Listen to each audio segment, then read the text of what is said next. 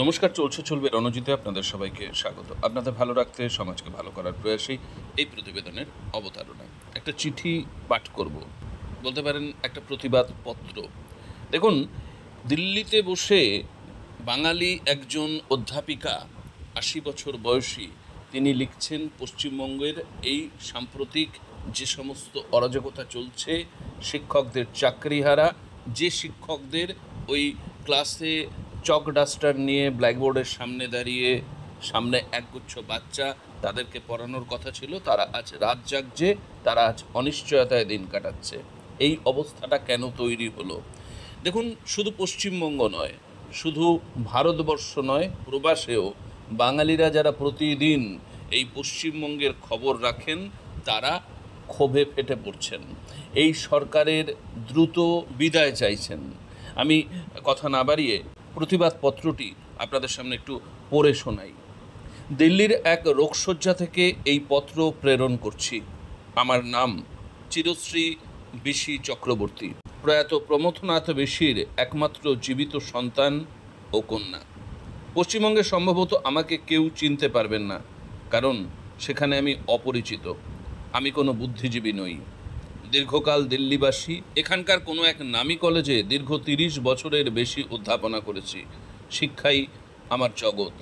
আমার বয়স ৮০ বছর পূর্ণ হয়ে গেছে। দেহের ক্ষমতা কমলেও আশা করি হৃদয়ের ক্ষমতা ও কলমের ধার এখনও ভোঁতা হয়নি। আমার বাবা এই বয়সেই শিক্ষা জগতের এক মারাত্মক অনৈতিকতার বিরুদ্ধে রুখে দাঁড়িয়ে তার সহযোদ্ধা ডক্টর সুকুমার সেন সহ বিদ্যাসাগর মূর্তির পাদদেশে অনশনে বসেছিলেন। আমার যদি শারীরিক ক্ষমতা থাকতো, তাহলে আমাকেও আপনারা কলকাতার ধূলিলুণ্ঠিত রাস্তায় এই সমস্ত অত্যাচারিত, অবিচারগ্রস্ত মা সরস্বতীর প্রতিনিধি ছাত্রবর্গের সঙ্গে দেখতে পেতেন। এরা আমার কেউ রক্ত সম্পর্কিত আত্মীয় নয়, এরা আমার আত্মার অঙ্গ। দুর্ভাগ্যক্রমে আমার এখন সে ক্ষমতা নেই, তাই লিখিতভাবে জানাই যে এই শিক্ষা ও শিক্ষক জাতির প্রতি যে অপমান চলেছে দীর্ঘদিন ধরে, অবিলম্বে তার অবসান চাই। কেবল মুখের কথায় নয়, কাজে করে দেখানো হোক। এ যেন ইতিহাসের পুনরাবৃত্তি। রাজনীতি আমি বুঝি না, বুঝতেও চাই না। আমি ওদের ভোটারও নই। কাজেই আমার কোনো স্বার্থ আপনারা খুঁজতে চেষ্টা করবেন না। এটা আমার ধর্মনীতি, মনুষ্যনীতির প্রকাশ মাত্র। এ কি আমাদের চেনা সেই কলকাতা, যাকে নিয়ে চিরকাল আমরা স্বদেশে বিদেশে গর্ব করে এসেছি? এখনকার এই মুন্ডহীন রসনা সর্বস্ব কবন্ধ জনতাকে আমি চিনি না।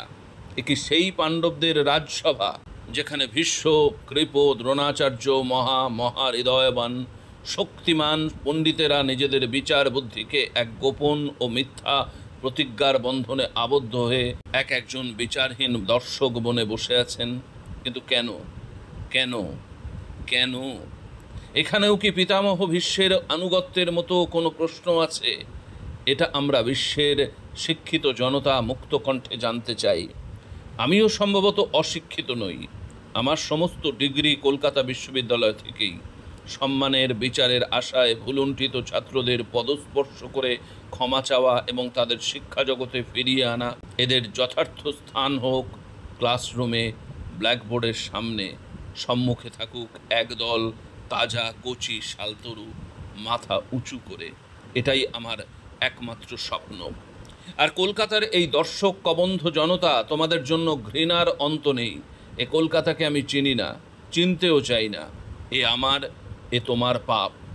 আর একটা কথা মনে রাখা দরকার, ইতিহাস কাউকে ক্ষমা করে না, ক্ষমা করেনি, এবারেও করবে না। তার প্রাচীনতর উদাহরণ আমাদের মহাভারত। আমার করজোড়ে নিবেদন, আমার এই খোলা চিঠি আমি বিভিন্ন বৈদ্যুতিন মিডিয়াতে প্রকাশ করছি, সেই সঙ্গে কলকাতার প্রত্যেক নামি দামি সংবাদপত্রেও পাঠাচ্ছি। আপনাদের বুকের পাটা থাকে তো এ পত্র ছাপিয়ে প্রকাশ করুন, তাহলেই বুঝব মনুষ্য রক্ত এখনও আপনাদের বক্ষে প্রবহমান।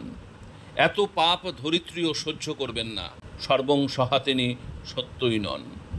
নমস্কারান্তে, চিরশ্রী বিশি চক্রবর্তী। এবং ঠিকানাটাও তিনি দিয়েছেন।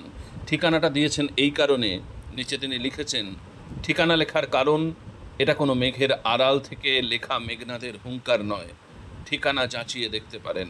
দেখুন, এই যে লেখাটা মনের গভীরে কতটা যন্ত্রণা, কতটা ব্যথা, কতটা ক্ষোভ থাকলে, উদ্রেক হলে এই পত্রটির অবতারণা করতে পারেন এই অশীতিপর বৃদ্ধা, ৩০ বছর যিনি অধ্যাপনা করেছেন, ৮০ বছর বয়সী, তিনি দিল্লিতে বসে কলকাতার আঁচটা অনুভব করছেন।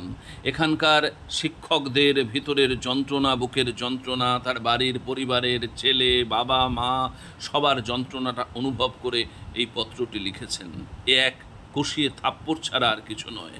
এই অধ্যাপিকার ইচ্ছা অনুযায়ী আপনারা এটি যত পারবেন লাইক শেয়ার করে অনেক মানুষের মধ্যে পৌঁছে দিন, এবং এই সরকারকে নিয়ে যে সবাই চিন্তিত এবং তার অবলুপ্তি চায়, বিনাশ চায়, বিদায় চায়, সেটা আরও আর একবার প্রমাণিত হলো। ভালো থাকবেন, পরবর্তী প্রতিবেদনের জন্য অপেক্ষা করবেন।